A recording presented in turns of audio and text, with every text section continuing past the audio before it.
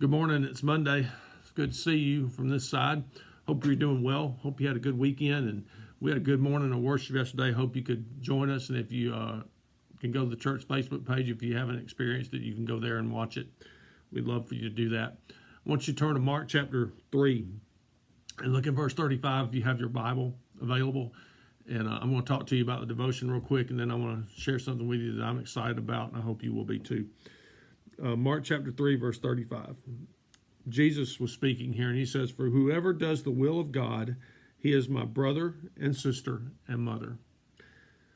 Here in this situation, Jesus' mom and brothers had come to see him, and they were standing outside, and they sent a message in to where Jesus was, and apparently there was a lot of people there, and Jesus asked them, he said, "Well, who are my mother, and my brothers?" And they looked around at those who were around him and he said, "Here are my mother and my brothers." He was talking about all who believe in him and follow him obediently. That's who it is. So doing the will of God is important. So I want to ask you this morning, what is God's will for your life? Are you following God's will today? For me, it excites me that I don't have to plan my day out per se. I know exactly what the will of God is for me as a pastor, and I know not in detail, but I know generally what I'm going to be doing in a given day. And like today, I know I will start sermon study today because God's will for me is to preach Sunday. So I've got to be ready. I'm not the brightest bulb in the pack, so I have to study and I have to dig a while. And so that's my nature. So I will spend some time today doing that. I know that's what God's will is for me today, and I will do everything I can to please him and meet his will. So that's what the will of God is for me, and I know that every day, that God has something for me to do, and it's not my plan, but it's his plan, and that's what excites me. So I am so glad to know that he's in charge. And what is God's will for your life? You know, God's will for your life might not be the same as it was 10, 20 years ago. You may have evolved into a deeper walk with Jesus or whatever, and you may be doing things differently because of your walk with him, and his will for you may have changed in certain ways. So I ask that just so you can think about it. Doing the will of God is very important. Once you turn to Psalm chapter 40, let me just give you some encouragement out of Psalm chapter 40. In Psalm 40, in verse 8, this is our attitude. This was a Psalm of David. This is what our attitude should be in verse 8. "I delight to do your will, O my God. Your law is within my heart." If we spend time with God and we ingest his word, then it becomes our will because it's his will. So we should delight to do what pleases him. And then down in verses 16 and 17, at the end of that psalm, he wrote, "But may all who seek you," talk about seeking God, "rejoice and be glad in you. May those who love your salvation say continually, 'Great is the Lord.'" There's an exclamation point there. It means excitement. It means emotion. And I can tell you this morning that God is great, just not good. He's good all the time, and all the time he is good, but he is great this morning. So I hope you are rejoicing in that. Then David writes in verse 17, "As for me, I am poor and needy, but the Lord takes thought for me." He says, talking to God, "You are my help and my deliverer. Do not delay, oh my God."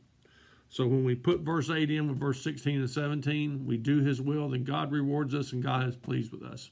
So what is God's will for you today? What does he want you to accomplish for the kingdom? Think on that. Now let me remind you of a couple of things. One of the things you may not know about me is I'm a history buff. I like history stuff. I was that way in school. History was probably my best subject outside of PE and lunch, according to my dad. But two things happened this weekend, or today and yesterday. Back in 1995, in April of 95, we had the Oklahoma City bombings. And I was reminded of that yesterday after I got home from church. And just reminded how many people were affected by that. There was 168 killed and many, many more affected. So don't forget to pray for those folks. They still deal with that every day of their lives, just like the folks of 9/11 do. We don't want to forget, pray for them either. But when these markers in our year come along, we need to remember to pray for the folks in those particular areas. So Oklahoma City in 1995 was a big thing. 168 people killed, many kids. and you can look it up and see the history of that. And our children need to learn about these things so they don't forget them. And then today, April 20th, back in 1999, was the Columbine shootings, where school shootings were brought to a different level in our country. We'd had some before that, but then this one was portrayed on TV. We saw it as it was happening on CNN and some other outlets. And then we've learned since then what happened, and some kids were killed for their faith in Jesus. So pray for the families of Columbine today. It's been 21 years, and I know a lot of them are still hurting. I know God's gotten a lot of glory out of this because those kids stood up for him. So don't forget to pray for those two situations, those people that are involved in that. That would honor God today, and that's part of his will for us to pray for those that are suffering. Now, let me share with you what I'm excited about this morning. I got home from church yesterday. This is my wife's idea. This is Karen's idea. So all the credit goes to her and to God. I guess God was talking to her about this or something.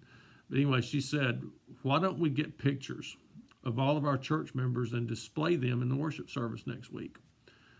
And I said, that'd be a good idea. Yeah, let's do that. And I said, why should we do that? I was just asking. And she said, so everybody can see everybody. In other words, you can see your fellow church members, and maybe it will lift you up. And I know it would me just to see pictures, but hopefully you will see each other and be able to put a face with a name again, and it'd be just like you were in person. So here's the plan. Here's what I'm going to ask you to do. If you have smartphones, like say one like this, like I have, if you have a smartphone, take a selfie, and let's keep it clean, folks. Okay. And by that I mean let's be happy in the pictures. Let's you can take them outside, you can take them in your recliner, whatever, on your couch, anywhere you want to take it, I guess, within reason. But let it be a happy picture. And here's what I'm planning to do, and this all came from Karen to remind you.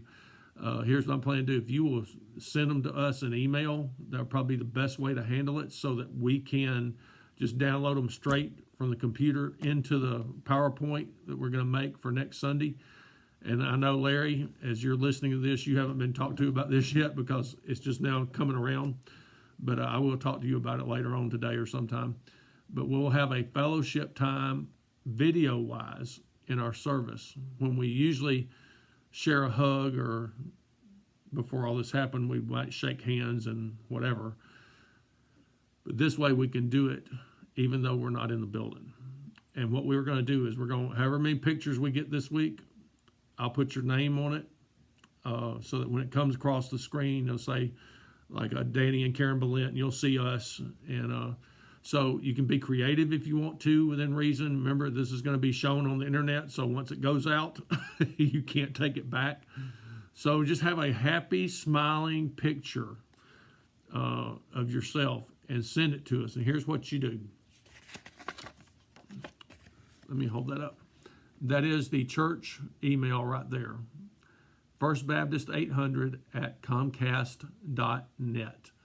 And put your name in the subject title so that we know this is your picture. And we will put your name somewhere to caption the picture, so when people see it, they will know it's you, in case people forgotten or whatever. And I think this will be an exciting way for us to join together, just not to worship, but to also fellowship in a video way, and get reattached to each other before this is all over and we can see this and get to see pictures. So send your pictures to the church email address if you can. Now, you may ask, what if I don't have a smartphone? What if I'm not able to email? All those kind of questions. Here's what I'm going to ask you to do. Call me and we'll do something. I can either come over there. I'm sure Karen might want to. If you don't have email, that's fine. We might just call around and see who all wants to participate in this. And if we can come by and just snap your picture at the door or something without coming in and all that, or step out on the carport, we can snap it from a distance and then enlarge it later. Whatever, however we need to work this out. We'll snap your picture and we'll include it, because we want as many people in the church membership included in this as possible. And if it takes a few minutes to roll through the pictures, that's fine. That's a way of fellowshipping with the church. And I think it would encourage you. I was encouraged yesterday because Sissy and Tanya and Janet and Tony were all there with us, and it was good to see them. They were excited to see each other. We were excited to see them, and I hope that showed on the video. So this is a way that we can reconnect.